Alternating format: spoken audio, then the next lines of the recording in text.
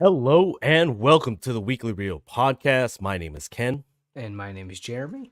and this week we're covering the next installment of the Quiet Place franchise with the Quiet Place Day One. This is an ASMR of the Weekly Reel podcast. Oh man! It gets weird Anyway, all of a sudden. to repeat what I said, only because I literally thought of that opening literally right before I was like, "Hey Jeremy, let me just try something real quick." Just in case you didn't catch that, we're covering the next installment of the Quiet Place franchise with a Quiet Place Day One. But Jeremy, how's it going? I don't know, man. It's pretty hot, and I don't know that became all of a sudden very uncomfortable for me and the listeners. I'm like, oh, let's roll with it. Yeah. I'm glad you did. I'm glad you did. But yes, today, we get to talk about a Quiet Place. I completely forgot that we actually covered the second installment back in 2021. Yeah, man. It's been a while. I honestly don't remember too much of the second one, Yeah. to be quite frank. I really like the first one. I don't find the second one memorable. Yeah. I Yeah. think it was basically because we just followed the Abbott family, post what happens at the end of the first one. I won't spoil the first installment, but then really the big revelation is we meet the same one of the characters, I should say, one of the leaders of the characters in the second one. I'm not sure if you remember. We meet Henry, I played remember that by he was in it. I don't even remember what happens. yeah. Well, I think it was a good movie. It was just like you said, I think it wasn't as memorable as the first one. The first one still gets me every time. I think that's still one of the best movies. And we may bring that up in part 2 of our live stream because yes, Jeremy, we are on a YouTube live stream right now. Jeremy, how long have we been doing this? Dude, we've been doing the live stream now, since April? All of season 7. It's been fun to actually do everything live, no cuts, no anything like that. And when people comment, we can respond to them right away. So if you're here in the comment section right now, let us know that you're here. But also, you get to see us in video, so you get to see how much we're sweating behind the microphone right now. It's pretty hot in this summertime now. Yeah. We say that it's hot, but compared to everywhere else, it's actually pretty cold. It only hit the low 80s today, but for us, pampered people in the San Francisco area, this is way too hot. And I don't know, I got my fan going. Hopefully you don't really hear it too badly in the microphone. But yes, join us on YouTube Live right now. Let us know that you're here. And if you have any questions, we will address that. We'll set aside time to do so, or in between thoughts, we always kind of find our way to comment or answer questions, right, Jeremy? Yeah, man, for sure. Yeah, so I'm really glad that we've integrated this live stream. It's just added this whole new dimension. But you know what? Let's get right into the movie that we are here for. So let's issue that spoiler warning. From here on out, we will be talking about particulars from A Quiet Place Day One, the plot, the characters, and everything. And so if you do not want to get spoiled, just bookmark this video or podcast episode, what have you. Hit pause, check out the movie. It's out now in theaters, and then come back. And then, you know what? If you want to comment later, both Jeremy and I have notifications on, so we'll go ahead and always answer or address your questions or comments afterwards, even after this live stream. So for this week, we find out what happened on that fateful first day when the world went silent in the prequel to A Quiet Place with A Quiet Place Day One. So pretty straightforward tagline, I guess, name of the movie. And again, as I mentioned, it is out now in theaters. And so, guys, let's jump right into the double feature. And so, as a quick reminder, the double feature is where I have a question for Jeremy. He has no idea what I'm about to ask. And likewise, he has a question for me. I have no idea what he's going to ask. So for my half of the double feature, we're bringing back a season 2 staple, binge or cringe, but we're going to do a binge or cringe variant, I guess. Binge or cringe, Jeremy? Pick one or the other. Highlight your bingiest. I don't know if we've ever used that that variant of the word before. Yeah, not an adjective. We haven't Yeah. used it.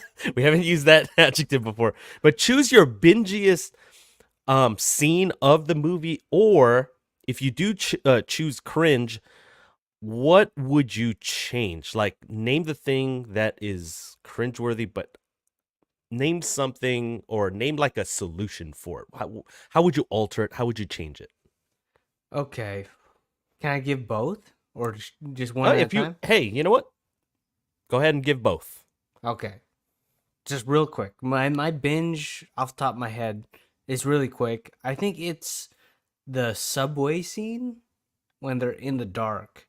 Sam and Eric are in the dark and have their flashlights and just have to walk slowly down. Because I think they were just getting chased. I think in maybe like a mall area or office lobby area. Mhm. And they run down into the subway and they have to move quietly. And just the darkness and having to slowly like move through that without making any noise, I think was smart. I think it put me back into the mode of A Quiet Place 1 because everything was happening a lot at night in that Mhm. movie Mhm. compared to this movie. Everything's like happening during the day. Right. My cringiest thing, the thing I would probably change, just off the top of my head, bring in the character of Eric sooner. Okay. Like the character of Ruben, played by I think Nat Wolf. Yeah, the nurse at the hospice. Like you kind of get attached to him, right? Like you get like, and then he just dies, and then that's it. So it's just like, He should have died sooner. yeah, it's like, oh, dude, what's going on? It's weirdly enough, I was like, is that the same actor that played the son in Hereditary? And it was. Oh, It's was like, it? Oh, right, shoot. right. Because he has like a full on beard and everything. I was like, I wonder if Ken will notice. Dang it, you're right. I'm looking at his headshot on IMDb. Right? He looks so different in this movie. But I call. feel like if they brought in the character of Eric sooner, we could spend a little bit more time with them Mhm. together. Because I know once they meet up, they're like pretty much inseparable, but to maybe the chagrin of the character of Sam. But I feel like that would allow the movie to have more time to develop the characters, which I feel Mm. like the biggest complaint about this movie for me is probably the characters feel kind of one dimensional. Yeah. I could see that because yeah, I mean there's only so much time in a 1 hour 40 minute runtime that you can kind of invest in, right? And to your point, we didn't get to meet Eric until what, halfway through. So really, whatever half of an hour and 40 is, what is that? 100 minutes? So 50 minutes in. Yeah, basically, right? And because the credits and all that stuff. But like, um, especially considering that, you know, spoilers are here, that he's the survivor and stuff. I kind of felt like that she was gonna die because we knew from the beginning she had cancer and all that stuff, and she's gonna just go get pizza. So this is like her last hurrah. I love that. I love that. I mean, I wasn't about to go die, but when me and Jeremy went to New York with the other family, I was like, I felt, man, I'm running, my blood sugar's running a little low. I need pizza. Pizza, right? I mean, out of all the places though, it has to be New York pizza, right? I don't, Like I wouldn't go for anything else. If it I was don't my blame her. last. I don't blame her. You know what? We need to hit up Harlem. Does that place exist? I don't even know. Patsy's. Yeah. Let's see what all the fuss is. But yeah, I really wish they just majority of the time, we don't really get to know her before She's Hmm. kind of obviously like we get more of her backstory in that third act reveal Yeah, type of thing. yeah. And with Eric, you could see he's that friendly kind of guy. We compared him to James McAvoy. Or a um, young Tony Stark in the barf, like hologram thing from the beginning of Civil War. exactly. But he's more of that guy that you could kind of he's the everyday kind of guy, but Mm. he's very much like panicked in this situation because feels like he has stuff to lose, whereas she doesn't, and that's kind of like the extent of their characters.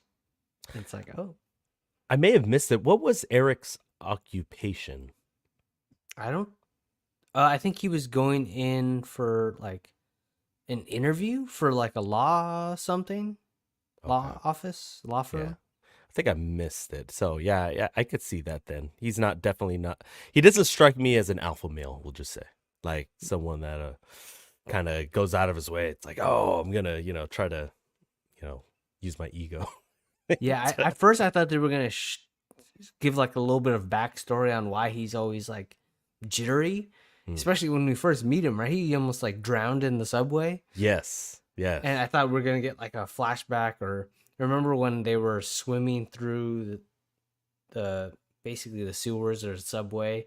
Man, that place must have stank, by the way, but because it Yeah. already stinks without any water. Yeah. New York be musty, especially in the summer. Oh hell yeah!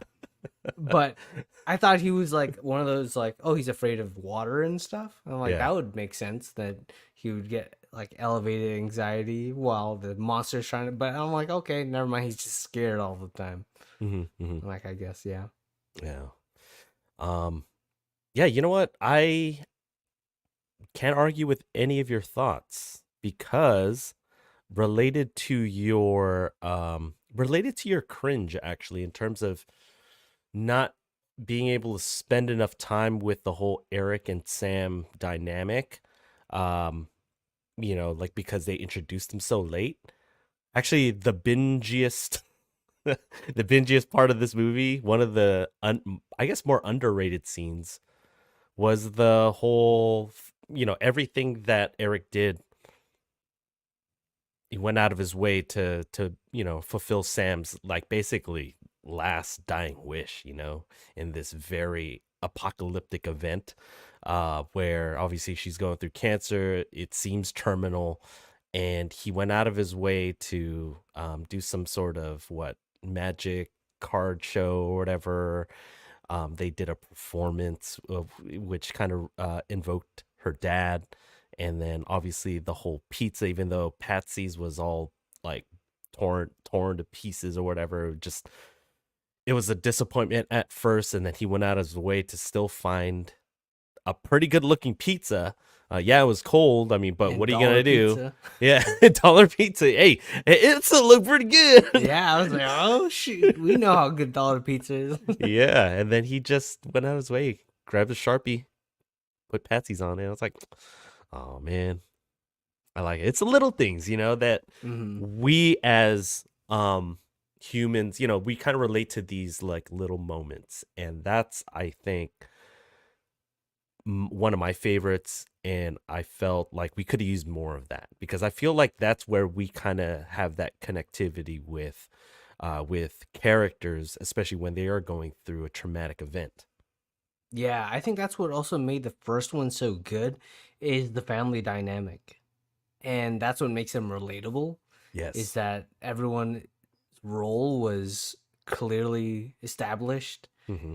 and but they're like still dealing with problems that you would see even like in real life. Hmm. And that's Yeah. what makes them relatable. That's how you connect.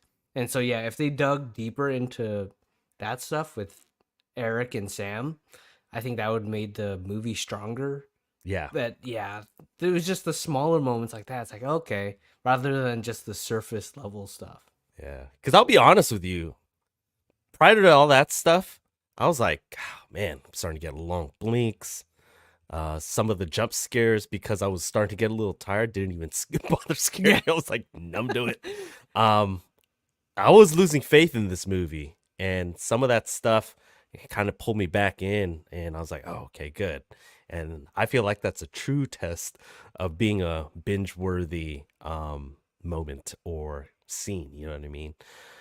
As far as the cringe side of this binge or cringe variant, actually, the thing that I would change actually is it's more of a overall franchise deal.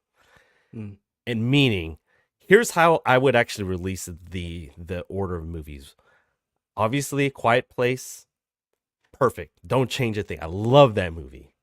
They should have released this movie right after, like maybe a Mm. couple of years after, maybe in 2020, 2020. Maybe it kind of hit a little too close to the the bullseye, considering we were in a pandemic. Because I think it was supposed to come out in 2020, and then the pandemic delayed it to 2021. So I don't know if that's why they released it then, but I would have released day one then, and then maybe had some connective tissue, maybe with a side character from the first one or something. I don't know. Figure it out. And then I would have done A Quiet Place 2 to follow up on the Abbott family years later. That way, it's not just, hey, what happens after the events of A Quiet Place. We get to see like kind of a time jump, and you see the kids a little bit older, and you kind of see what their dynamic is and how the world is different now compared to what it was. Because A Quiet Place 2 literally just takes place. It seemed like just not too long after the first one. Right. Yeah. So she just has the baby. Now she's carrying around the baby. Yeah. Yeah. So I feel like it would have been cool if they didn't actually figure out more of a solution to kill these death angels until like later. They should have just been completely slaughtered, and then everyone's like living underground or just in some bunkers, or it's just super apocalyptic. Yeah, man. Which actually goes perfectly, not perfectly into my question. My double feature question is this specifically. Is A Quiet Place day one. Mm-hmm. The story that we got, or where the perspective and the focal point of the movie is, we go from the perspective of Sam, a hospice patient that is basically living out her last day on this day. Yeah. Right? And her motivation to end the day is like go through the nostalgia about her dad, get pizza and all that stuff. I don't know if that works for me in terms of that. Like, that's in terms of holding my attention the entire movie. It's like, oh, is that all we're gonna get? Is there gonna be more in terms Mm-hmm. of like a bigger scope of this movie? I thought we were gonna get something even larger in scale compared to the first Kind of two. kind of like a Civil War type scale. Right, right. So we get to, well, I don't want to say spoil anything, what I'm gonna say, but Sorry. but if you were to kind of take your perspective, or what would you want to see? What perspective would you want to see from like day one in this universe? Because I feel like the day one perspective that they chose was not It was the too best small one. It was scoped. too small. Yeah. Yeah. Okay. Just to comment on what you said, and I actually agree with you. I agree with you in that I feel like one of that type of story will only work if you're seeing it through the lenses of characters that you've already invested. I will use episode 3 of The Last of Us as an example. Remember Bill and Frank, they had Yeah. their last day, but that was after like it was like near obviously a whole episode dedicated to just this little side mission or side episode that Yep. and we basically got to see them meet. We got to see them live. We got to see them kind of go through some of the obstacles that they had to deal with living together. And then, stuff happens. And then, we see how their last day kind of went. Minor spoiler for The Last of Us. You know what I mean? Mhm. Where I feel like that hit us because we got to invest that time in. Now, to answer your question, because I think the reason why it really didn't work for maybe everyone, including yourself, it probably worked a little bit more on me than it sounds like you. But yeah, I would look at this from a completely different way. I alluded to a civil war earlier, but I feel like it could have it would have been more effective coming from like a big country. Like, holy crap, we're in the United States. We're seeing this coming through. Obviously, I feel like every apocalyptic event happens in New York. Cliche, whatever. And but then to be able to see how we as a government and society deal with this deadly threat of the Death Angels, I would have loved to see that. Yeah, even though we've seen that in like what I mean, it's almost 4th of July. It's 3rd of July, Independence Day. Yeah. Yeah. So I don't know. I feel like we could have seen some sort of hybrid, and maybe the runtime could have been a little bit longer. That way we could kind of go back and forth between larger scale and smaller scale. I think that probably would work a little bit better for me too. Dude, that's exactly what I was thinking. Because the two movies I thought of that they should have kind of emulated in a way in terms of, like you said, smaller scale, bigger scale. I Am Legend Ooh, okay. and not first, the 2014 Godzilla with Aaron Taylor Johnson. And because in that movie, they kind of followed his perspective from like the military, and then Elizabeth Olsen's character kind of in the city and all that stuff. I feel like those kind of like scales, I feel like would have worked in this movie. I going into the movie, I want to see like you said, how the government reacts. I want to see how the people, honestly, dude, how did they figure out that it's only sound like that they can hear? Like that was my biggest complaint. Like Yeah. people figured it out even before the title screen happened. No, It's no, like, but well, no. The pet peeve for me is they figured it out while Sam was knocked out or whatever. oh Remember what yes, you know what I right. mean? Because like she closes her eyes, and all of a sudden everyone's quiet. I'm like, how did they figure it out? How did they figure it out? Right. And that's something that day one should be able to at least reveal how they figured it out. That should have Right. been like at least 30 minutes. At least 30 minutes, maybe halfway through the movie. Because imagine day one being your first Quiet Place movie, Yeah. and they're not scary anymore after that. Yeah. You know Oh, what I sorry. mean? I meant not 30 minutes in. I meant it should have taken 30 minutes of runtime for them to actually try to figure out. Yeah, yeah. Like, and they should have failed like multiple times. Right. They just like got it right away. I was Yeah. like, Yeah. what the heck? And yeah, they figure out how to kill, what are they called? Death Angels? Yeah, I had to look it up. I didn't. In the The first first two Quiet movies, Place. I didn't even know what they were called. I only know it in this one. I just call them Demogorgons. I know. I think that's what we did in A Quiet Place too. I think we called them Demogorgons. Shoot. But Oh, that was probably like my biggest complaint also in terms of building suspense in this movie, Mm-hmm. is that how do these characters know, like us, the audience who have seen the first two movies, how these creatures react? Mm-hmm. They should have been like so confused. And the fact, dude, remember the scene? Both of us were like, these people are stupid when they're all just walking on the street, down the street, and they're all just walking in huge hordes of humans. And see, that would make sense if they didn't know that it's sound that triggers even like the slightest rip in Ruben's clothing, remember? Yeah. Was able to trigger a freaking Demogorgon out of nowhere.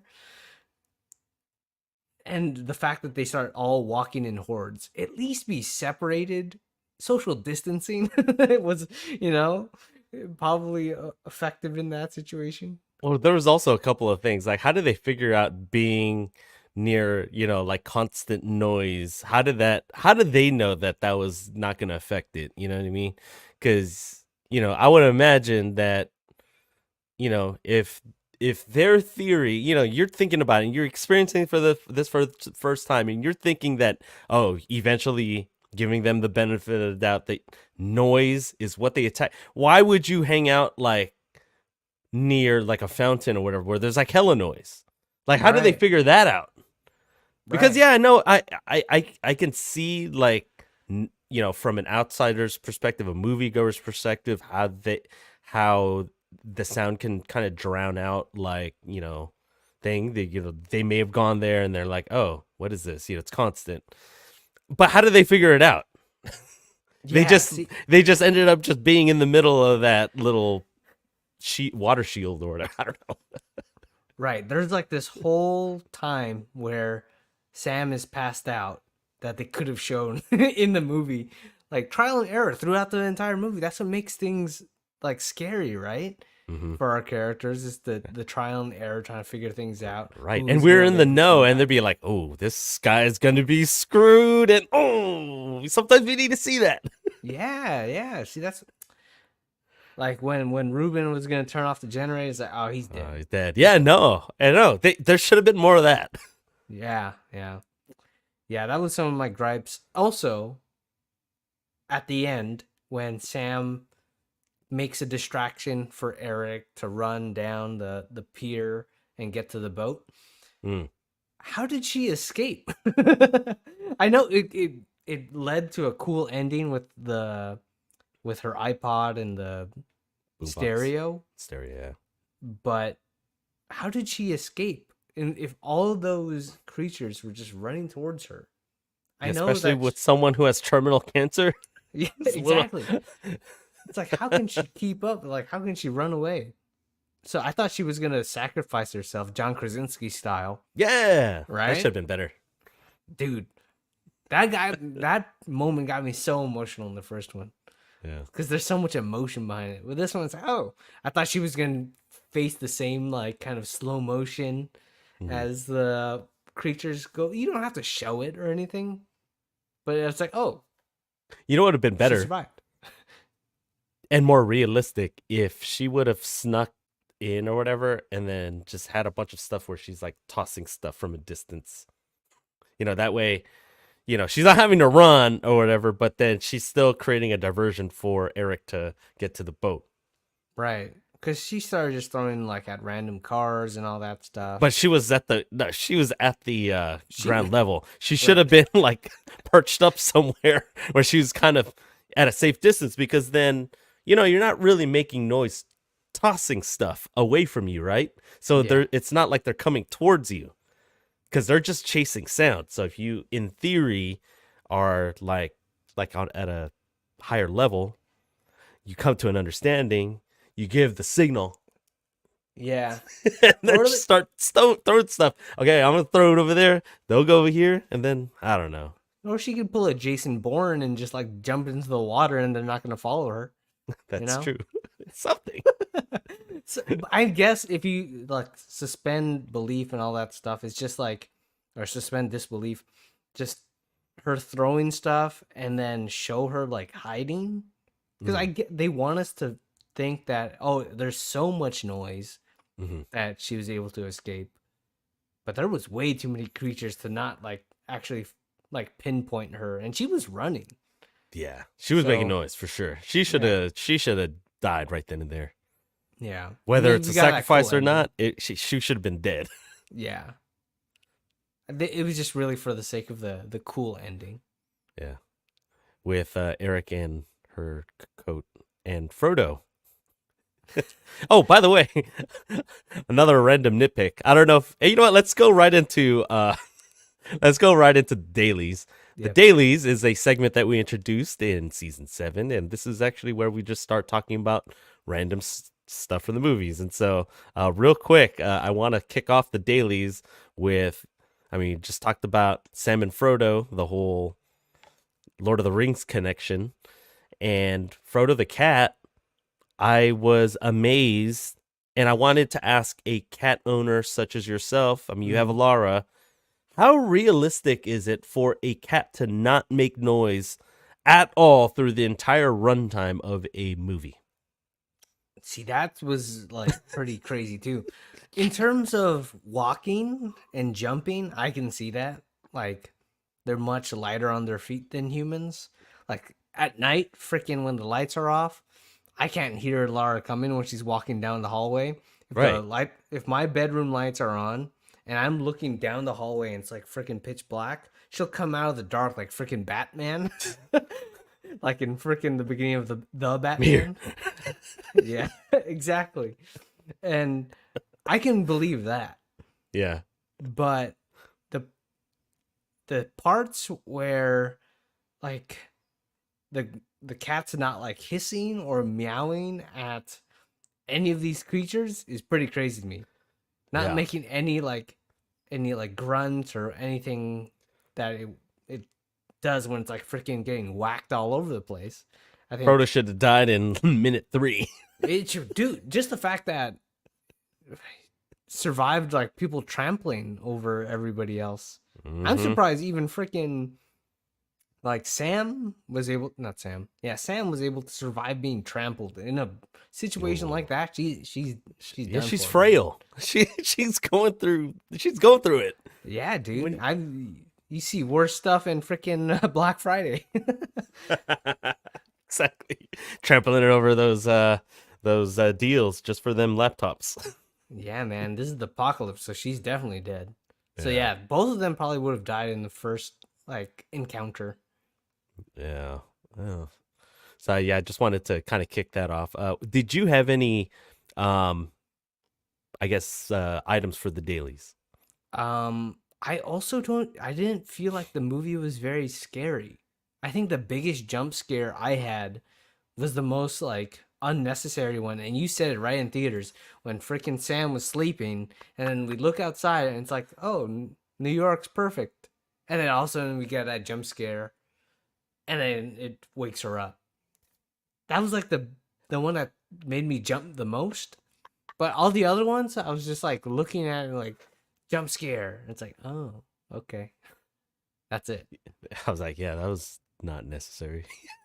Yeah, the suspense was not as good. I was still like intrigued by the story Yeah. and all that stuff. But yeah, nothing was like, I'm at the edge of my seat. Like Yeah. The suspense wasn't there. weirdly to say it, like Civil War Yes. or Inside Out. Inside 2. Out 2. I was waiting for it. Those movies were scary, man. How realistic they are. Woo-hoo-hoo-hoo. Get the sweaty palms going. Just either edging towards the edge of your seat. Yeah, man. Trying to fit into a group of people. Scariest thing. Oh man. Was there anything else in the dailies? I did like the cat though. Yeah, I did too. I didn't want the cat to die. Yeah. But it didn't either. became a little crazy. I'm like, okay, wait a minute. I know this is like the cat's cool and all, Mhm. but this is like a super cat, you know? Yeah. I thought we were gonna get more of what's his name again? No, not Eric. Henry. Ruby? I thought we were gonna get Oh, yeah. Henry. Because obviously he was kind of featured. He was obviously the one that kind of gets told Sam to kind of be quiet or whatever. And I was like, oh, okay, here we go. This is how we get to see his backstory, leading up to like him being on that island colony or whatever in the second one, I should say. And so it seemed like he could have been some sort of one of the leaders, and I needed to see more of that. So I felt like that was a little bit weird in that he ended up being another side character. He's been in 2 movies and he's just been a side. He barely has any screen time in any of them. I feel like he's a good actor. Yeah, just give him something to do, guys. I mean, he kills a guy on screen. Yeah, Which that guy died really easily. I was like, Yeah. holy crap. I thought they Yeah. were going to show like a little metal pipe sticking out or something. They Yeah. killed him on accident. you know what could have been even better also, playing screenwriter. We could have probably seen like cutaways to both storylines. We get to see Henry kind of dealing with what he's dealing with, and then maybe at the end they That's how they end up on the boat. It's part of a grand plan. I felt Yeah. like that boat was just a little convenient, and it just gave us I guess, a reason to do slow motion. And exactly. And wasn't it convenient, or not really convenient, but kind of dumb how the boats would be making their horns? Yeah, Like, how would you escape that? They're like just leaving the dock, and then the freaking boat's like, I'm like, dude, I thought everyone knows. I like you're not following your rules and that you're setting in this movie. well, how do they know that the Death Angels can't swim? I mean, we we know because they drowned in the subway. I don't know how everyone else knows that.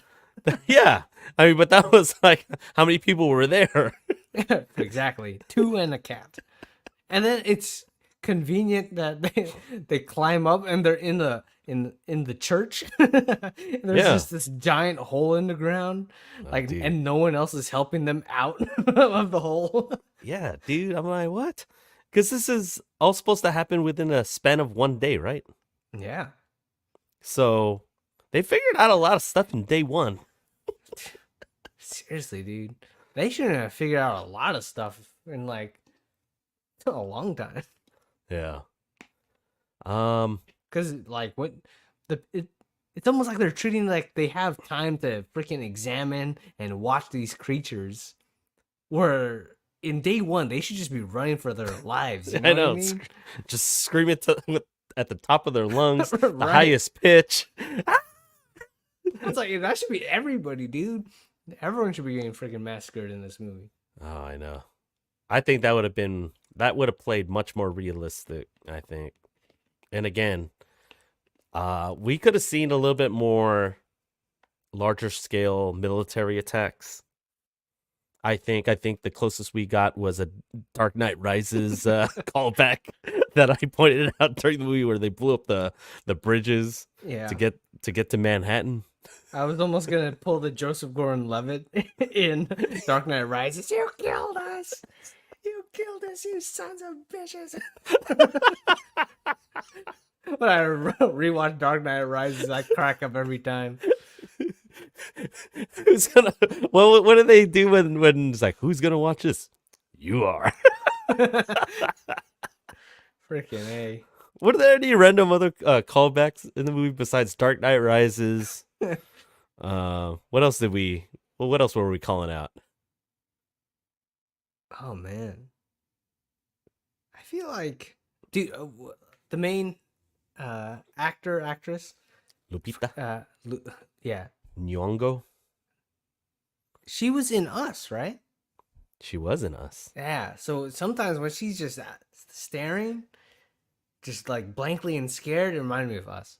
Oh yeah, she looked definitely different than she did. I think the last movie that I saw her in was Wakanda Forever, Yeah. and I mean, obviously minor spoiler, she wasn't in it for very much screen time, but she looked so much different. She Yeah. definitely went out of her way to, I think, lose weight to become to look more like a terminal cancer patient. So I don't know. I feel like anything that she's done a really good job in. She's a really good actress, I think. Yeah, she's really good. It's just like the writing for her character could have been more. Yeah. Like that goes all around to like all the characters really. They're all played really well. It's just I don't know. Smaller scale. Then and even then, like smaller scale should be able to focus more on developing characters, but they didn't do that. Yeah. Oh man. All right. Well, that segment was the dailies. Obviously, we brought that on for season 7. We also brought in this segment for season 7. This segment is called The Real Review, where we give our spoiler-free review of the movie that we're covering. And this week, again, we are talking about A Quiet Place Day 1. So, Jeremy, why don't you go ahead and give us your real review? Okay, so A Quiet Place Day 1, right off the bat, I want to say it's the worst one out of the bunch, out of the franchise. It's I didn't hate it. I still liked it enough that I didn't like have long blinks or anything like that in this movie. But the scares are not there. There's some cheap jump scares in there that were pretty unnecessary, but kind of expected in a movie like this. And it's not directed by John Krasinski. I feel like the perspective that the movie took was a little like kind of short-sighted in this movie. I want to see bigger things happening on day one of A Quiet Place. We're following more characters, or should be on a larger scale, should be scarier, louder in this case. But we don't get that in this movie. We get kind of more service level characters, in my opinion. Still played really well by all the actors, but unfortunately, we only get to see the surface and then the movie ends. So I am giving A Quiet Place Day One a 20 out of. Oh, wait, sorry, 20. 2040. This isn't Fast and Furious. I'm giving it a 2040 out of 3,000, a 68%.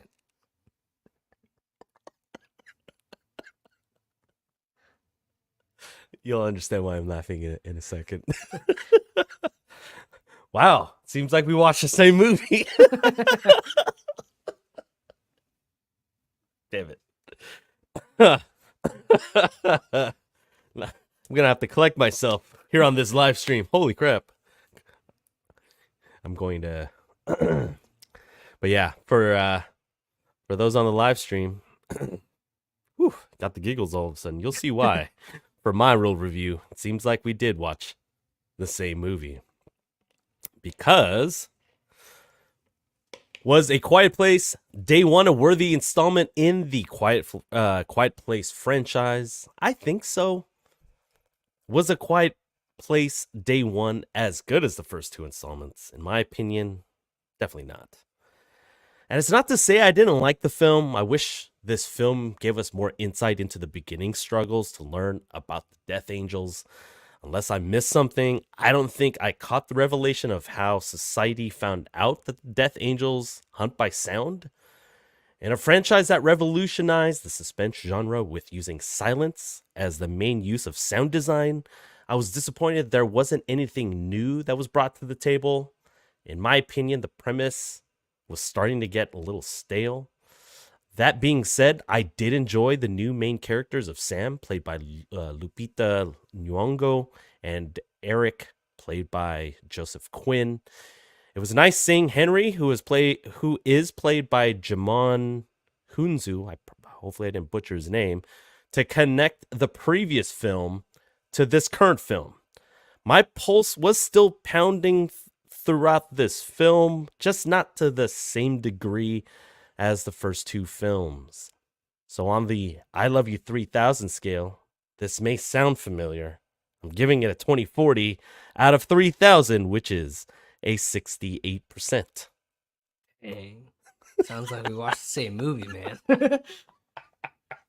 I think it's also because I want to mention this on the live stream that when we sat down in our seats, apparently, there's reserved seating in our theater and all that stuff. We sat next to a guy by himself, which is fine, sitting there, but he didn't have his shoes on.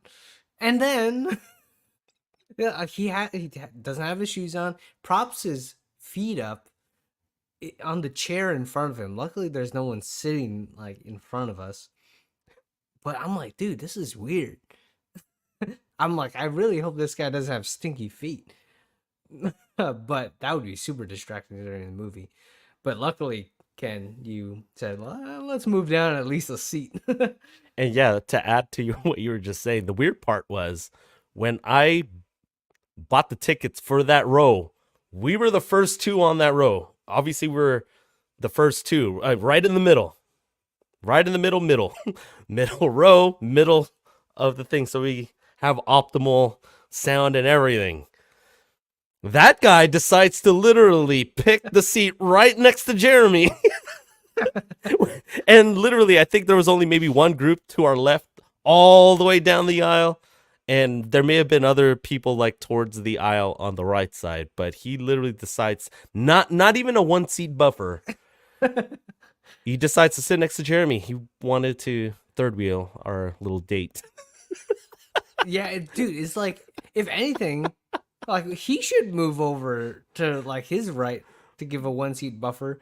Bro. If you want to keep your feet up and all that stuff, man, it's like give some people some space real quick. Yeah.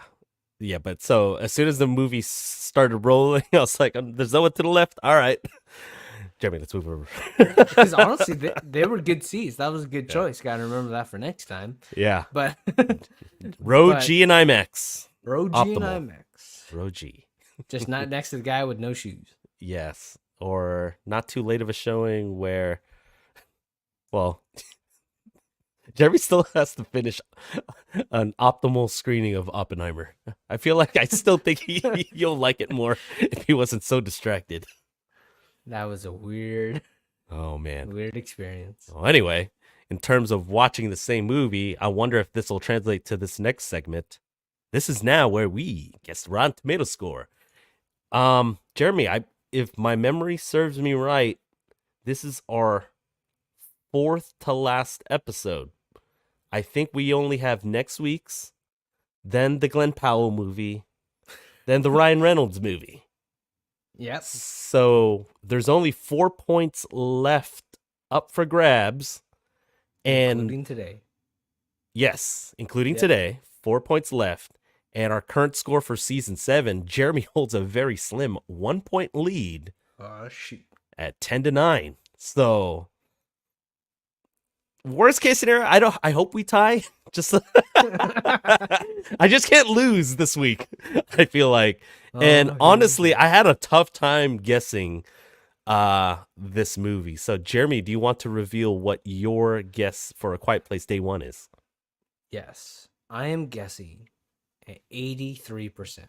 Ooh. I'm kind of glad that I gave it a higher score, well, than my original guess at the theater, because I was like, I don't know, I feel like critics might like this movie a little bit more than my initial guess. Initially, I was thinking 73, but I ultimately settled on 78. 78. Yeah, so that's my final guess, is 78%. I like how both of us were like, yeah, the critics liked it more than us. Yeah, yeah, that's what I'm guessing. All right, here we go. A Quiet Place Day 1 gets Oh, 87%. too high. Why? But look at that audience score. See? He knows the audience. Yeah, actually, with we were a little harsher than the audience, I think. Yeah, that's true. Yeah. I mean, it kind of evens out, probably. Yeah. All right. Well, Jeremy takes a very pivotal point with now 3 movies left. Essentially, I have to sweep to win outright because Jeremy's now up 11-9. Will I hit a game-winning 3 to win season 7? It's gonna be a tall task, because I'm not a happen. 3-point shooter right now. But yeah, crazy things have happened. Like last season, where we went literally down to the season finale. Yeah, dude, that was insane. This whole season's been insane in terms of guess the Rotten Tomatoes score for sure. Yes. But yes, 11-9, Jeremy's up, heading into next week. And yes, we are back next week. So, Jeremy, what are we covering? Well, someone is also back, and his name is Axel Foley, and he's returning to Beverly Hills. I don't want to say too much now because I read the IMDb, and now I don't know if they're like. I'm in the middle of my rewatch. Wait, not rewatch. I am starting the first movie. I'm almost done with the first movie, but Nice. we are watching Beverly Hills Cop, Axel F, next week. And I don't want to say too much, just in case I don't want to spoil it for Ken. But I did read the premise on IMDb. Now I don't want to say it. I have it up. I haven't read it yet though. Yeah, don't But read it. yeah, but I did see that JGL's in this movie. I'm like, oh, because I haven't seen any of the anything on this one actually. Yeah, I saw that JGL and speaking of JGL from before, but also Kevin Bacon's in it. So Yeah, I saw I'm that too. excited. I was like, okay, I'm gonna watch the. I'll at least watch the first two Yeah. Oh first. no, and you know what? The third one's actually pretty good too. See, It's I've heard entertaining. mixed things. No, I think you'll enjoy it. I think you will. I actually enjoy the third one. Yeah, Yes, I don't know if I have time to watch yeah, no, 3 before the new one, but we'll see. yeah. You know what? I'm a little I'll see how behind. I feel. I wasn't really forward thinking. I should probably start watching these two. I remember watching the third one because I've seen all the previous three, but the third one I remember seeing at a young age. And fun fact, I think I told Jeremy this during our off-season scheduling session. They filmed the third Beverly Hills Cop, I want to say, at nearby Great America. Oh, really? Because I did hear it did take place at a theme park. And it's Great America. That's why I Oh. feel like there's your connective tissue to the Bay Area, man. What year was the third one? Do you know? That's a good question. Let me go check. I have it up. Okay. Beverly Hills Cop. It was 94. Yep, 94. Yeah, so I watched this right. I don't know if I watched it right when it came out, but I was still in high school when it came out. And back then, there wasn't really much to do when you're in high school. So Great America was it. And I remember when it was broadcast, local TV or whatever. They're like, oh, yeah. And then there are certain scenes within Beverly Hills Cop that you're like, oh, yeah, if you're really familiar with Great America, you're like, oh, yeah, for sure, this is Great America. Oh, okay. Well, we'll see. I'll Yeah. I'll see how I feel about the The first two. one, second one, Yeah. yeah. If memory serves me right, they called the theme park Wonder World. Wonder World, okay. I hope I'm right. Don't criticize me. It's again been decades since I've seen the movie, but I remember thinking it was freaking hilarious. But that could have been just my sophomoric humor back in high school. That hasn't changed. No. Oh yeah. Oh man. But anyway, Jeremy, again, we mentioned it at the top of this episode. We're on this new platform, brand new platform called what is this called? YouTube. Yeah, we're on the YouTube right now. We're on the YouTube live. Um yes, but Weekly Real Podcast. That's what we're called. I don't know why I said it like that. Weekly Real Podcast on YouTube. Go check it out there. Leave us a comment down below. Make sure you subscribe.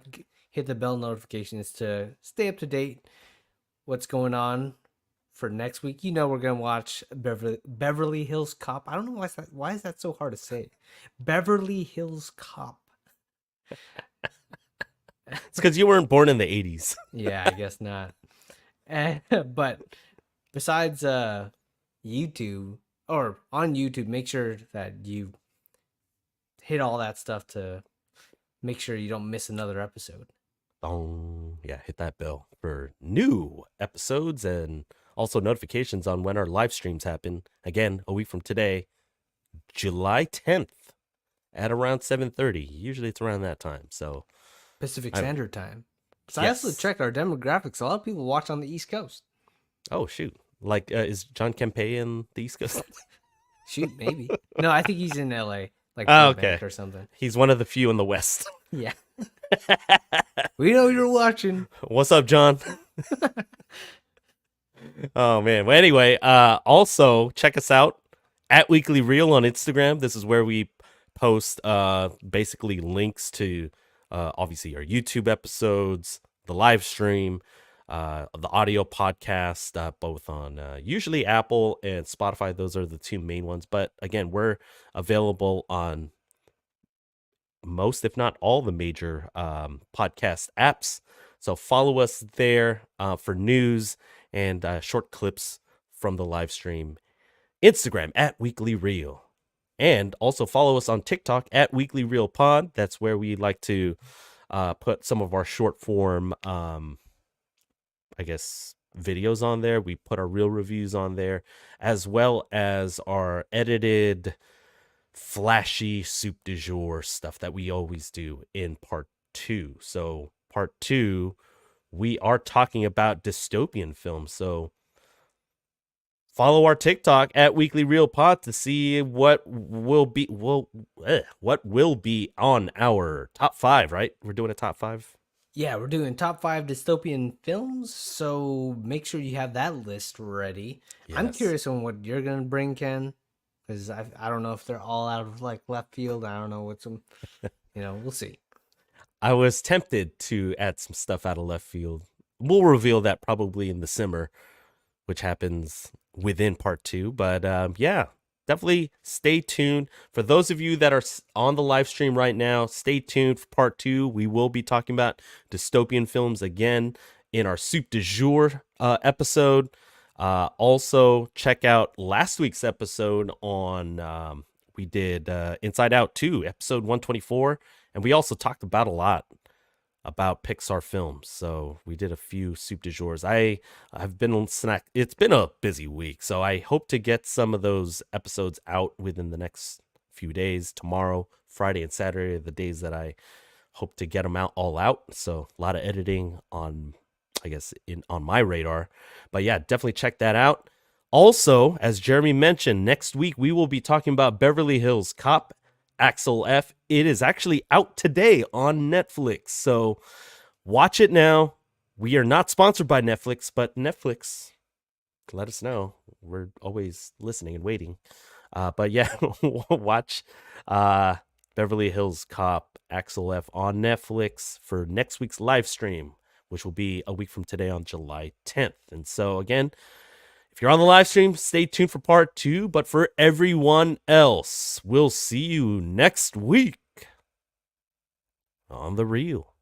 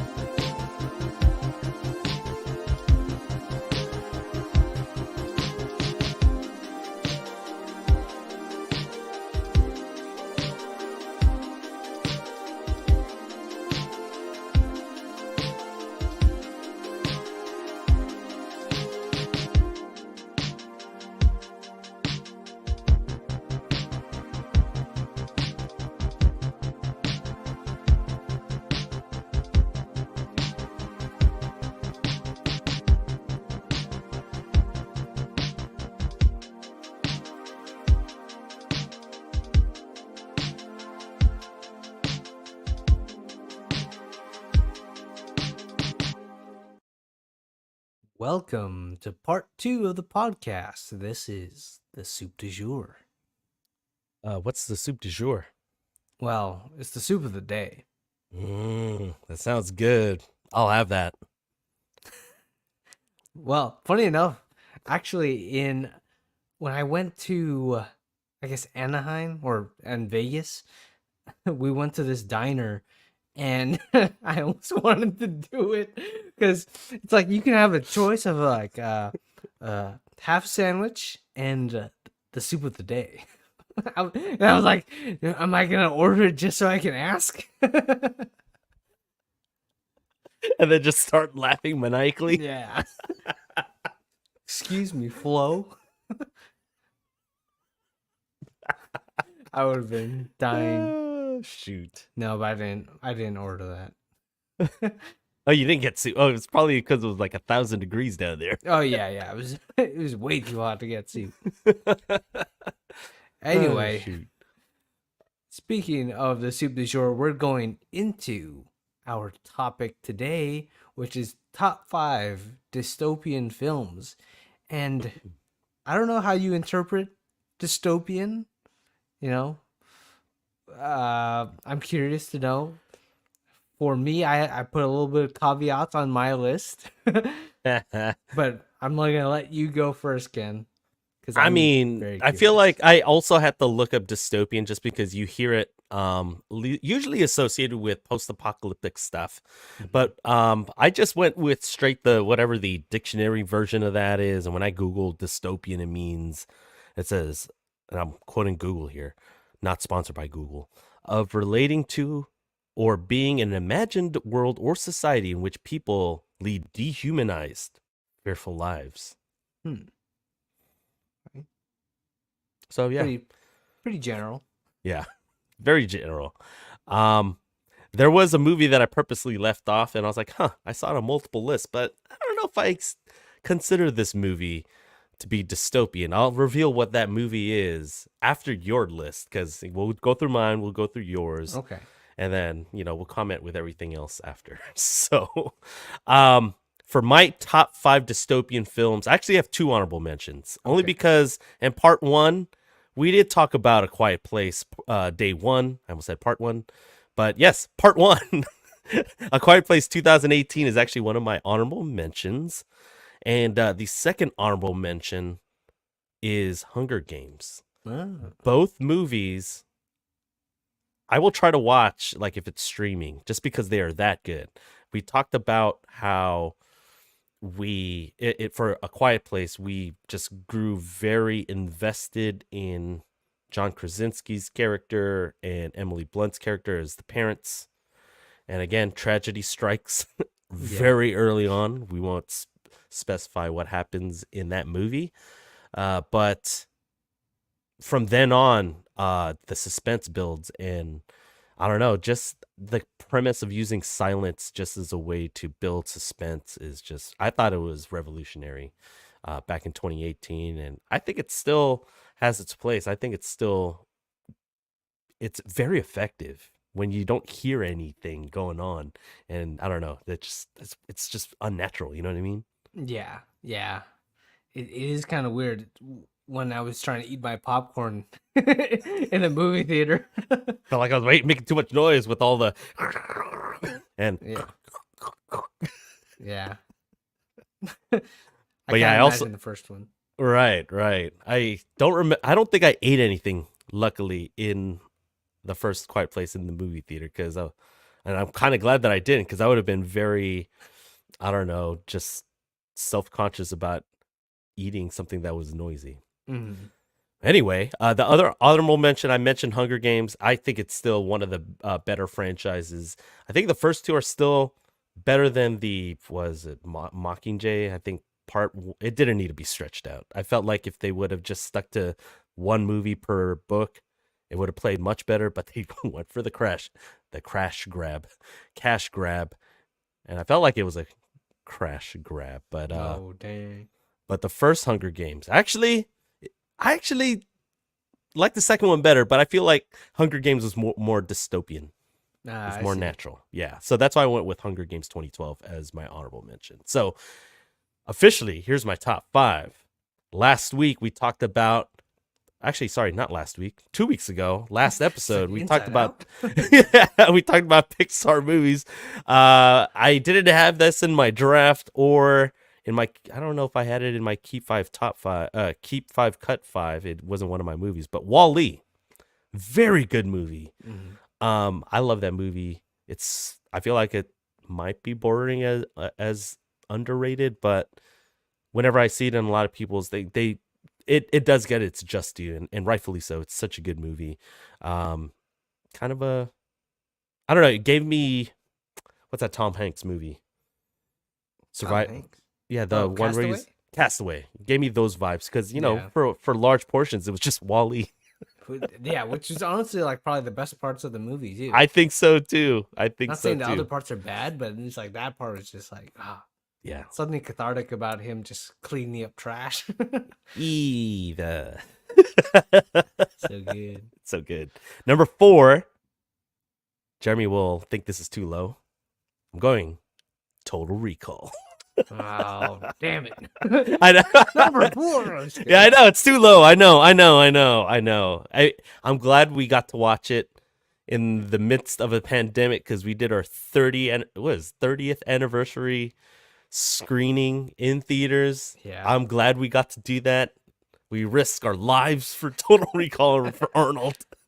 But hey, I enjoyed it on the big screen because I was still too young I wasn't really watching movies in theaters yet.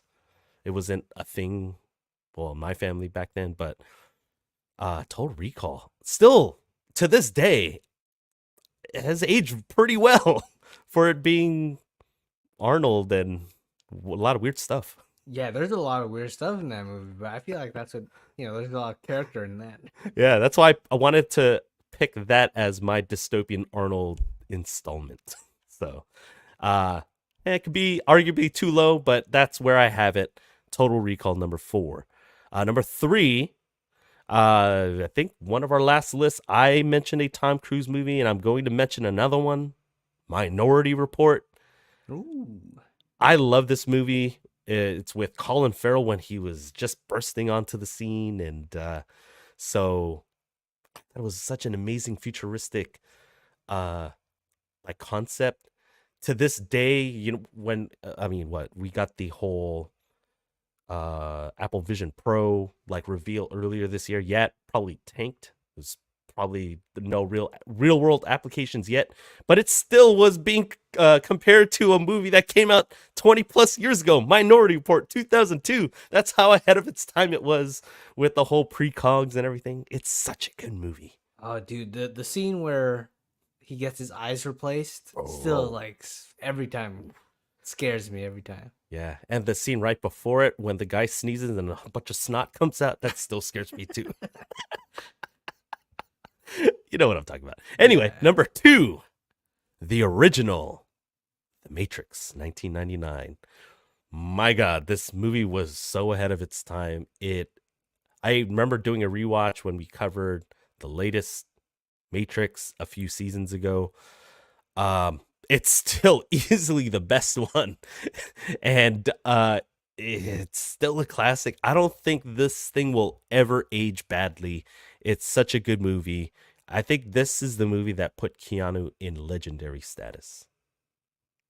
So I believe that. It just like solidified. yes. Like, oh yeah, there it is. This guy. And then obviously John Wick just It's like up through the stratosphere. Yeah. Number 1 for me. Here's my hint to you, Jeremy. There's Blight, and all we're left is corn. Oh man. Yeah, I have Interstellar, and I'm looking forward to watching this later this year in IMAX when it gets re-released, because it's 10 years already. Holy crap, where does the time go? 10 years. Holy crap. I haven't ran recently, but when I was really regularly running, I was running a lot to Hans Zimmer and some other composers, and yes, I was running to Cornfield Chase. Cornfield Chase. I was like, oh, here we go. But yeah, no, I love Interstellar. It's such a good movie, and when the reveal that Michael Caine was a villain, I was like, oh my god, what Michael the Caine, what hell? have you done? Sir Michael Caine.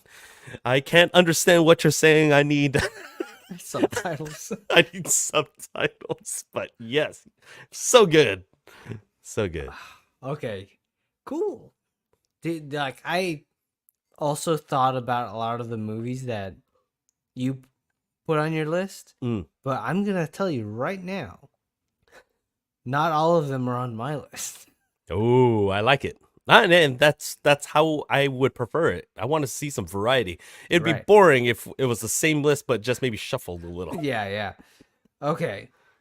For mine, what I tried to do is not have first, not have Terminator, I not was have thinking about that RoboCop. too. Right? Oh No, man. no Terminator, no RoboCop. I'm setting some guidelines for myself. You This didn't makes want to it hold like, do a top 5 Arnold Schwarzenegger list. and then yeah, nothing from either of those franchises, and no Dread. I think I mentioned that movie Oh way too yeah, many I times. saw that on a list. I was like, is he gonna do it again? Exactly. So I do agree with a lot of your movies too, but I feel like okay, like Matrix, of course. So I'm gonna go a little like deeper, and then from that smaller pool of kind of unsung heroes in terms of films, rank those. Okay, okay, I like it. My I have two honorable mentions. Maze Runner, kind Oh, of like okay. you and the Hunger Hunger Games. Games. Yeah, Yeah, yeah, that YA genre. yeah. Yeah, Maze Runner, not the first one specifically. That was another good one. I And think that also, that first one was the best one. I think. I think so too. Yeah. I'm gonna go another honorable mention. Ready Player One. I Oh, enjoyed it a lot. I forgot about that movie. That's so good too. Shoot, that's a good pull. I like that. So another Steven Spielberg movie on my list or Hmm. honorable mention. But here's my real list. At number 5, Equilibrium Oh, with okay, Christian Bale. okay. It's that era of like just gunfights, trying to copy the Matrix a little bit, but in this other kind of dystopian Fahrenheit 451 type of storyline. Mm. I am going to go with number 4. It's a Tom Cruise movie, but not Minority Report. It's Oblivion.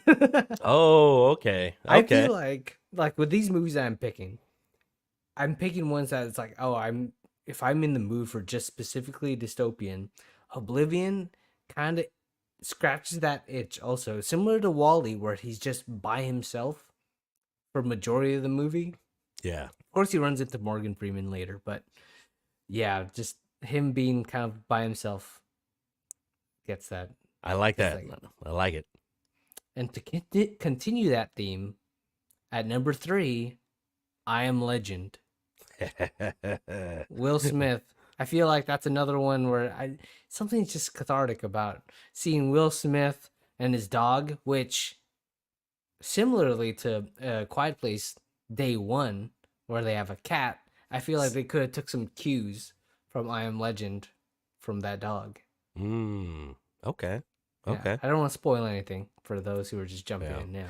Yeah, he's referring to Sam and Frodo, not Yeah, from Lord of the Rings, but from A Quiet Place. Day Day one. One. Yep. Yeah. And at number 2, I am going with Snowpiercer. Oh yeah. See, I need to still watch that. See, and that's been on my list to show you since Yeah. season 1. Yeah. I But watch purposely it. have not seen it just because. Oh well, prior to this season, we've been reserving those fill-in weeks to. Okay, I'll share a movie with you, and you share a movie with me. So it just never Yeah, came about. well, you have my blessing now, man. You gotta watch Yeah. that one of Yeah. these days. You'll like it. I will in our off season. Well, yeah, in our off season, we'll reveal that again of some projects maybe on our finale. But yes, that is going to be on my list of movies to cover. And there's a whole premise of stuff that I want to reveal on season 7 finale later this month. Okay. Yeah. Nice. And at number 1, you have to give me this one, man. Total Recall. See, I didn't want us to both go number one. Come on, man. Dude, Because Total Recall. I was like, if there was a movie you were gonna put number one, that would have been it. See, it wasn't Terminator, guys. But yeah, I was so glad that we watched it in theaters. I remember both of us being pretty tired. Yeah. But going in, it's like, oh, we gotta enjoy this movie, man. It's freaking Arnold, young Arnold on the big screen. But still a good movie, man. And all like the best one-liners in that movie. Yeah. Twists and turns. Sharon Stone, an agent. Oh, so good. Exactly.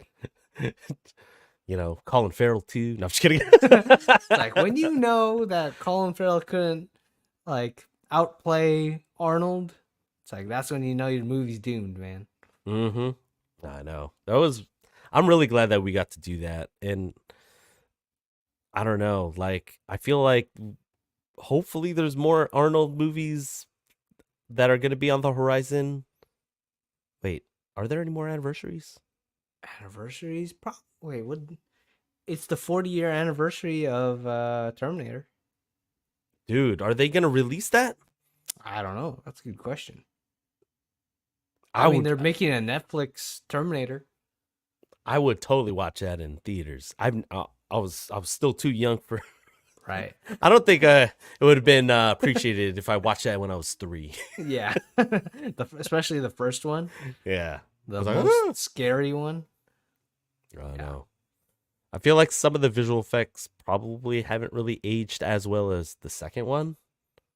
Mm-hmm. But man, I eventually want to watch. If we can somehow watch Terminator 2 in 2031, is that the next?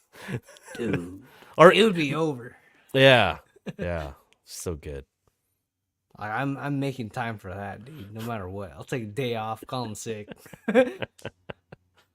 Oh man, wait, that was in 91 when it came out, right? Yeah, 91.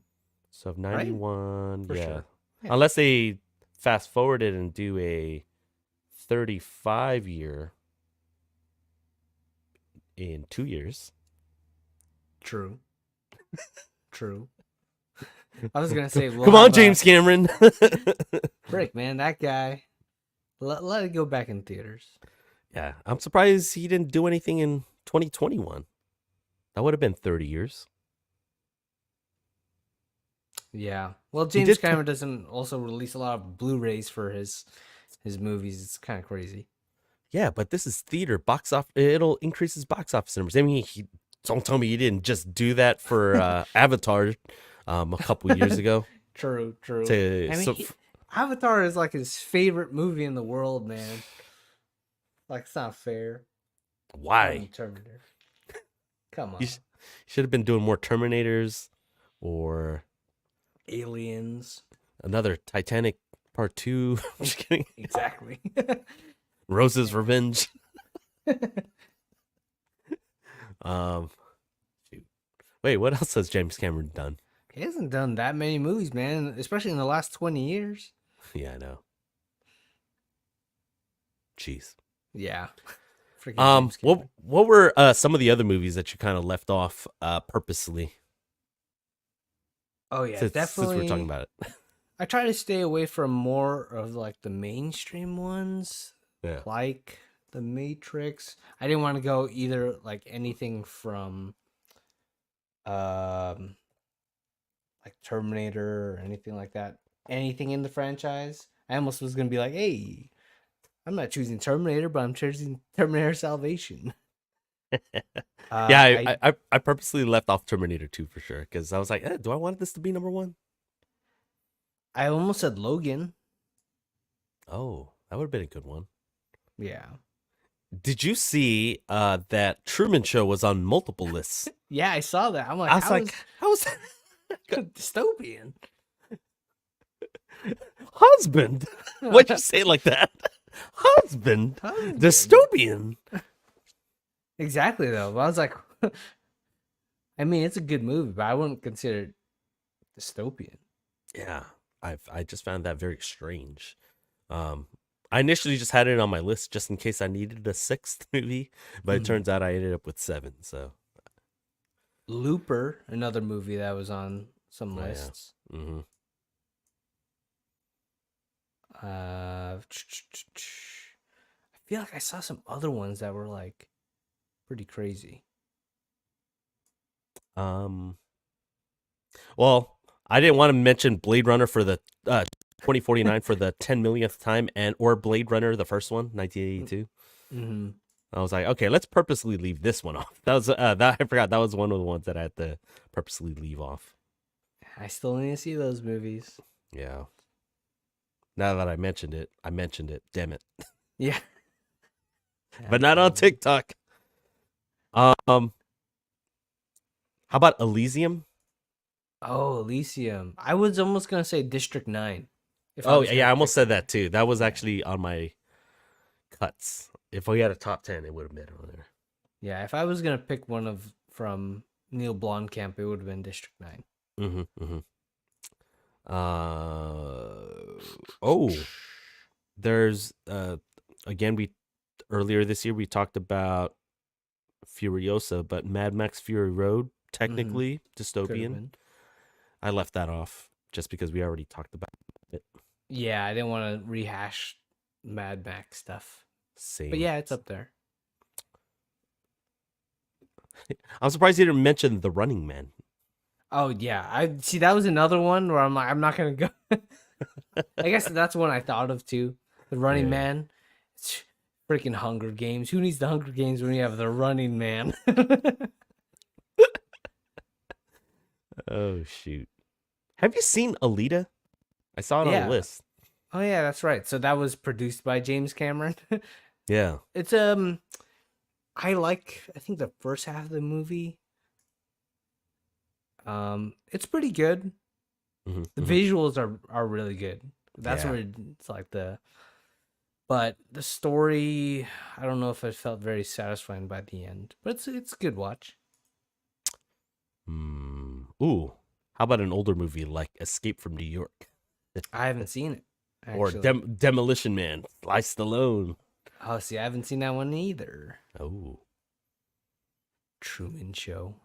V for Di- Vendetta? Another one I haven't seen. Dear Mm. Lane. Divergent. I'm just kidding. Oh, Planet of the Apes. Oh I yeah, guess it would be what, Rise technically? Or yeah, Rise, because that's yeah. when, spoiler alert, they die. Most of them anyway. I saw X-Men: Days of Future Past on a lot of lists too. Oh yeah, I I saw was like, that oh, too. that's weird. Were you tempted to add it to one of your lists or?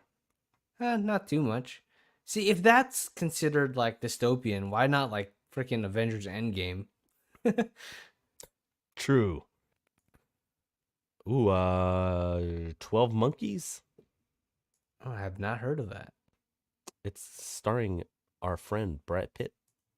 Oh, Brad Pitt.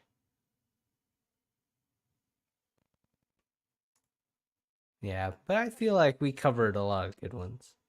And for those who like we missed some, or we kind of just can't look at every movie on the list. So let us know if we missed anything, guys. Leave it Yes. down in the comments. But especially nowadays, I feel like there's so many dystopian movies.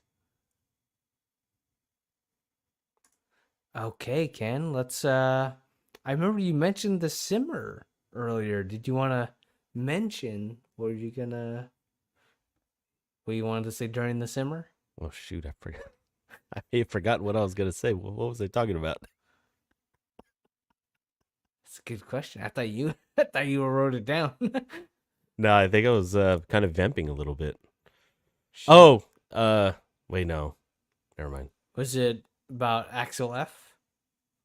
Was that about Axel F? No, it may have been related to Quiet Play. Maybe we mentioned it already. Huh. Okay. Huh. I think it was. Was it the sim? I think it may have been Soup du Jour. Because I was like, oh, we'll mention the Quiet Place or whatever. Huh.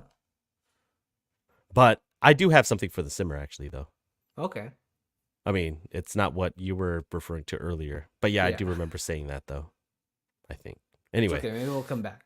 yeah, must not have been that important, but anyway, I mean, there's a lot of TV shows that are out right now. I wanted to ask you, are you still caught up with The Acolyte? I am still caught up with The Acolyte. I Hmm. watched yesterday's episode. Okay. I was just kind of curious because really the thing that I kind of wanted to bring up, and it's been a while since we've kind of given recommendations. I know we have a dedicated one last thing segment that we'll get to, but I feel like for the simmer, I wanted to kind of bring up like, are there any like TV shows that you would just highly recommend that I should be watching like tonight? Like one of those where it's Oh, like the highest of shoot. recommendations that you know that I probably haven't seen yet. Um, just because I mention this because while you're thinking, I'm Mm-hmm. like, Jeremy, watch House of the Dragon. Is that one of Because your recommendations? no, well, yeah, it's always been, just because I know that fantasy really isn't your thing or whatever, Uh-huh.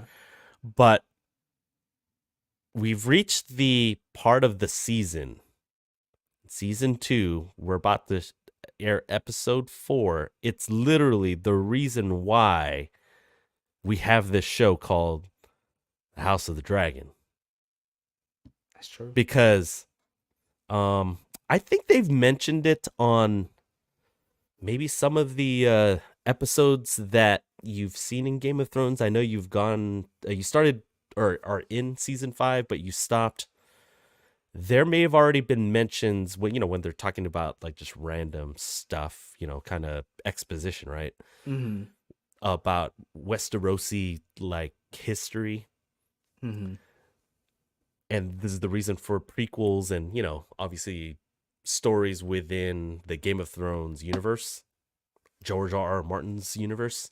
But the reason why House of the Dragon exists is this thing called the Dance of Dragons. Okay.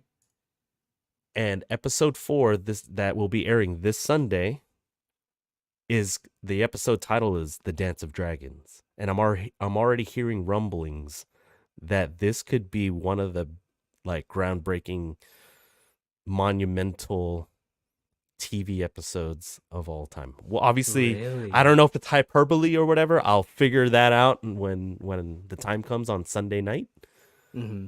on Max, not sponsored. But uh all this to say, watch House of the That's Dragon. You don't have to watch Game of Thrones yet, man. It's a prequel. So I know, this is right? like a standalone show and you're only 13 episodes behind. That's true. I'm still like catching up with so many other shows. It's I kind know. of crazy. I know. But I get it. I get the hesitancy of finishing Game of Thrones because of the bad publicity, and rightfully so, of the writing and the awfulness of season 8. Mm-hmm. But House of the Dragon's been consistent so far. And it's a show I don't think it doesn't sound like it's going to like go on an extended run. I feel it's going to end after season 3. Shoot, really? Yeah, because it's all based off of one book. Ah, okay. That makes Where, sense. As long as they don't like overstay their welcome. Yeah, because I think when Game of Thrones was going for a while, it was one season per book, and Mm-hmm. then like there was a third book that was like gigantic, so they had to split that the season 3 and 4, and then the fifth book, sorry, the fourth and fifth book were like kind of like taking place during the same timeline, I hear. And that's Mm-hmm. what 4 and 5 kind of go into. So already season 6 of Game of Thrones was already mainly off book. Ah, okay. So yeah, so obviously House of the Dragon's based off Fire and Blood, and it's literally one book, and we're already in season 2. So I would be surprised if it goes beyond season 3. Okay. Because out of all the shows that you've been recommending me recently, I think The Bear is probably my next one. Hmm. Hmm. Like, you know me, like I don't like watch too many like Fantasy shows. fantasy Yeah. shows. Yeah, Yeah. like Lord of the Rings or like Game of Thrones. Yeah. Even The Witcher I couldn't finish. So yeah, it's just Yes, but maybe like the genres like it's just like I don't know. Like I have to be really in the mood. hmm Like hmm when I was watching Game of Thrones, though, I was watching a lot, and then really, for some yeah. How reason did I how did you just get that far? Like right, and then just stopped. what was it that actually kept you going? I'm curious now. Now that Like you the mentioned it. characters was like the character storylines. Just watching that like all play out and all that stuff. Each storyline was so good, Hmm. and then I think I just wanted to take a break at I think the end of season 4 and then never continued, never picked up season 5. Mm, I don't know. It was weird. yeah. I mean, it's a lot. I mean, you really do have to kind of get prepared, just because, again, the scope of everything. I will say, because we're watching a show that's based on House Targaryen, it's actually on a smaller scale a little bit. But in season 2, they're starting to kind of expand a little bit more Hmm. beyond that.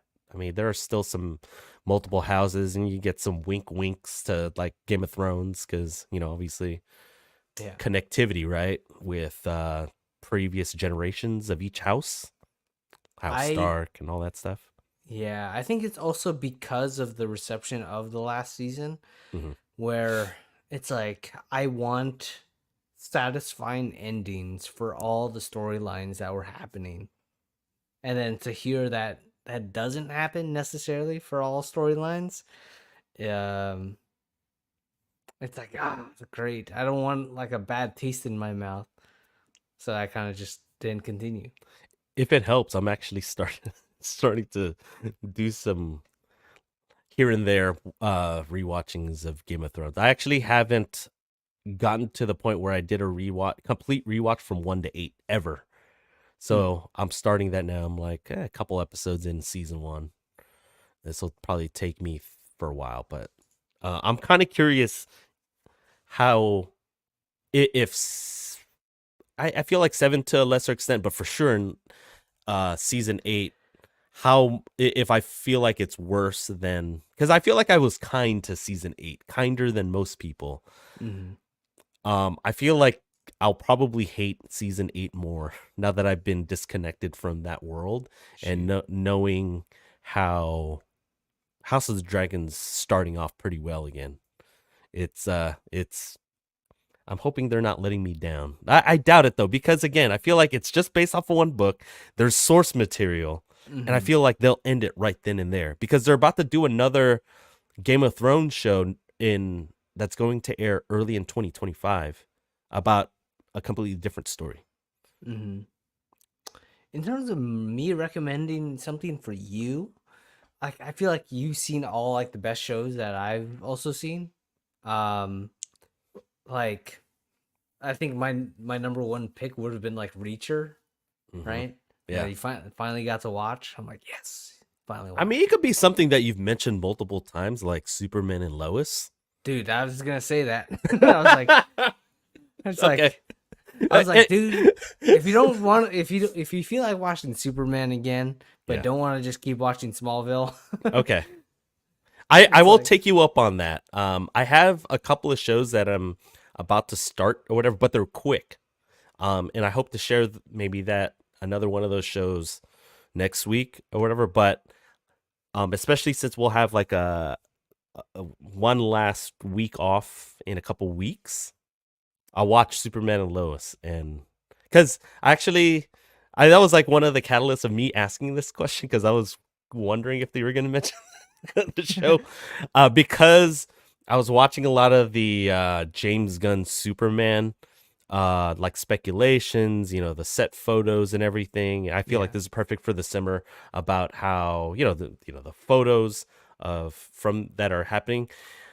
I was watching it, seeing all of this on TikTok, and because of that, I was seeing a lot more other Superman related stuff, Snyderverse stuff, even Brandon Routh stuff. But they also mentioned Superman and Lois. So I was kind of seeing some of the stuff, and I was like, huh,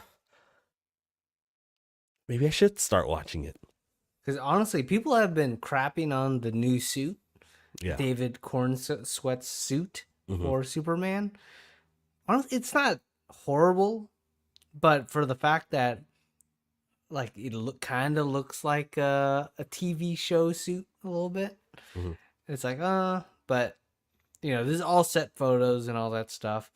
But the Superman Lois suit also is like, oh, okay, it looks like a TV suit, but it looks still pretty cool. I feel like in post they'll make it look better. Yeah, same here. That's what I think too.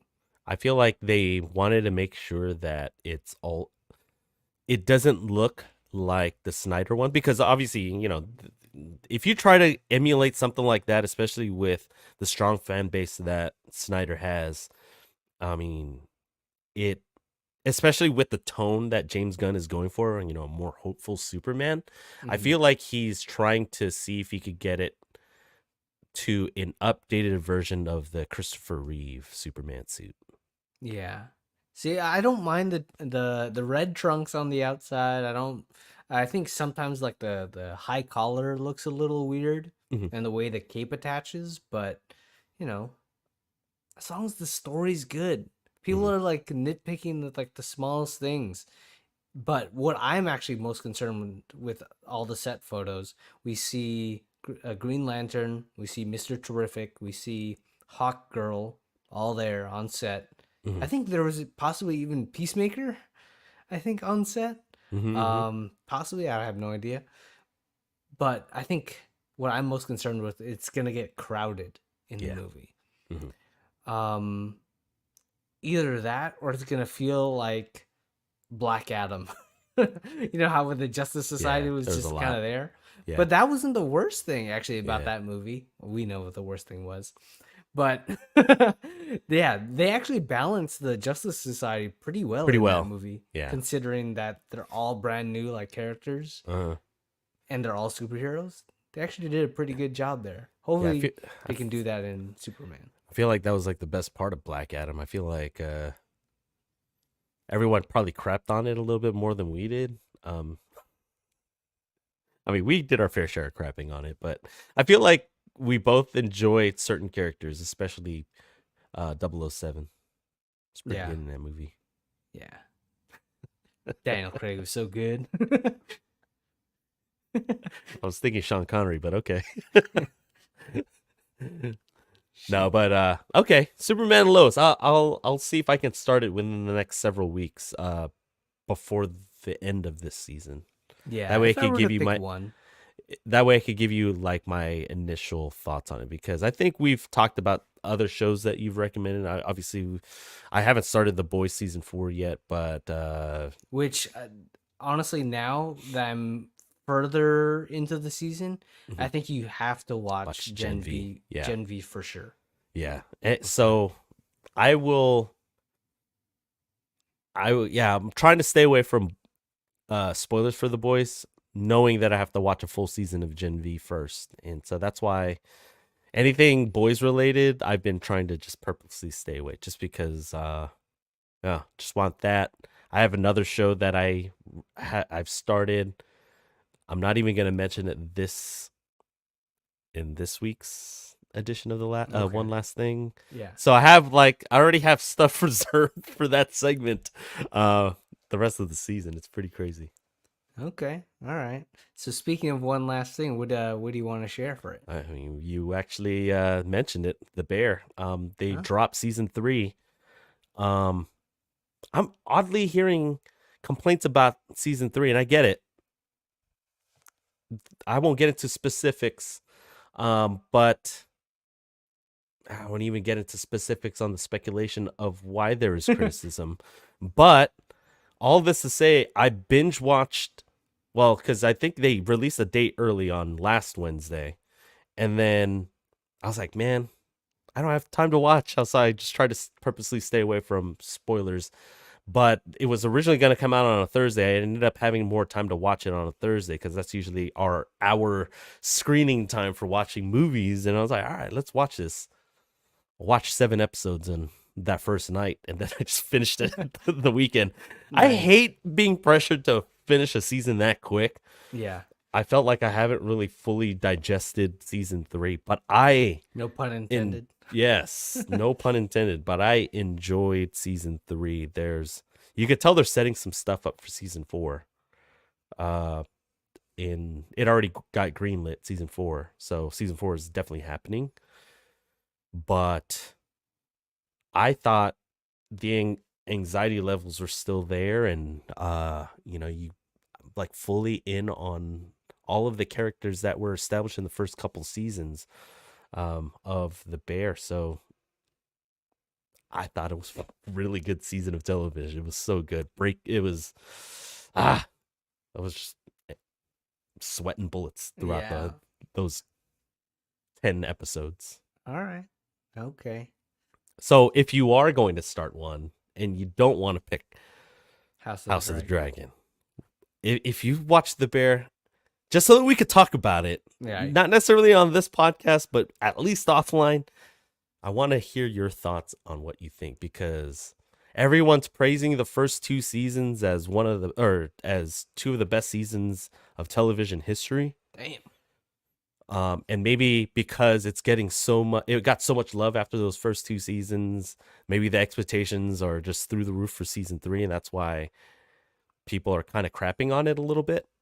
Mm-hmm. I mean, the credit score is still really high on Rotten Tomatoes, but yeah, I think the audience score is a little bit lower than what it's accustomed to. I thought it was still really good. Okay. I mean, that's like freaking The Boys season 4 right now. Yeah. So, whatever, man. Just watch what you like. I feel like Yeah. everyone hates freaking like everything nowadays. I From know. Superman to The Bear to The Boys to Everyone's Star Wars. I just got My something goodness. to complain about, man. It's like, and you could tell they're setting something up in The Bear. And that's all I'll say. Yeah, okay. and like when you're setting stuff up and people feel like they don't get whatever it is they're trying to set up, they're gonna be like, "Oh, that was horrible." Everyone wants instant gratification, Yeah. and the fact that they got all 10 episodes right then and there, like, I'm complaining that I would have loved to do the weekly drop and see all the memes and like all the water cooler or coffee maker or whatever talk that you have like post new episode. You got none of that on The Bear. That I feel like that's Yeah. really my only disappointment, is that they dropped all 10 episodes. I hate that. Yeah. I could see that. Shoot. Probably Especially like not it's to be probably like spoiled, when too. you binge watch Reacher. Reacher season 1. Yeah, that was pretty insane. Now that I've actually seen it, I was like, oh, I can see. I actually kind of binge watched too. I never binge watch, but yeah, should not get spoiled. You get so excited, man. Mm-hmm. For me though, still trying to finish Condor. That's the next show I'm trying to finish because there's only 2 seasons, Okay. and MGM Plus, man, gotta utilize it. True. So that's the show I'm trying to finish. But one new thing I want to bring, I should have honestly been watching Beverly Hills Cop, but I forgot that I needed to watch it before the new one. Well, I watched a Nicolas Cage movie called It Could Be You. Oh. Yeah, dude. It's on Netflix. It's about one where he plays a cop. It's a romantic. It's the one where he Comedy. tips that waitress, right? Yep. Tips the waitress with the lottery ticket winnings, pretty much. Yes. I remember that movie. I was like, wow, this is a pretty good movie. The freaking wife in that movie is like the most annoying character I've seen in a long time.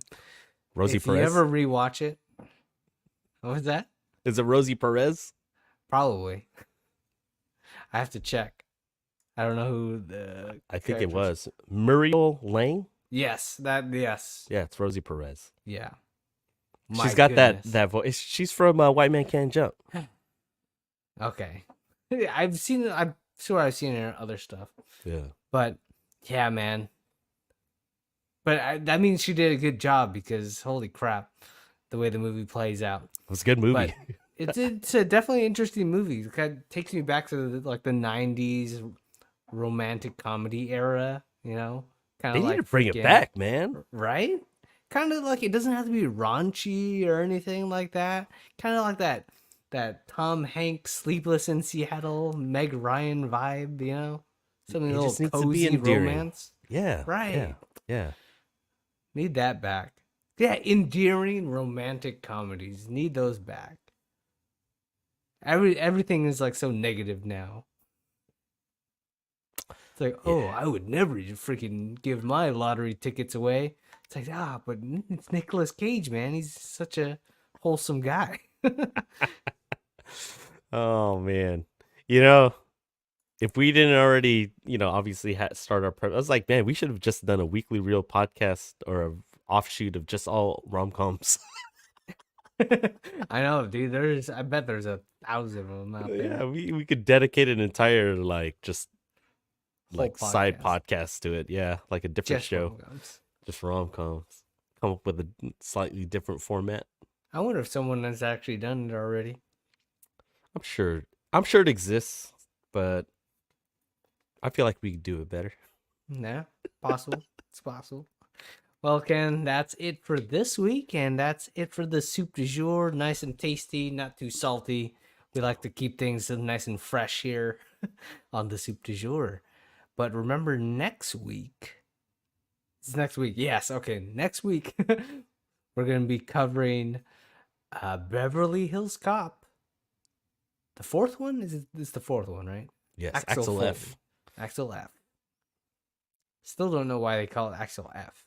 Yeah. Maybe we'll find out. Well, I'm hoping they reveal that in the movie. Well, I haven't seen it yet. It just got released today. Right. So we'll watch that next week. But that'll be in about 1 week, right? Yes, really 7 days. Okay. Okay, really. I mean, if you want to go into semantics, yeah, 1 week. 1 week. 7:30 though. Right? Yes, 7:30. So 7:30. Yeah, yeah, 7:30. All right, we'll see you guys next time on The Real.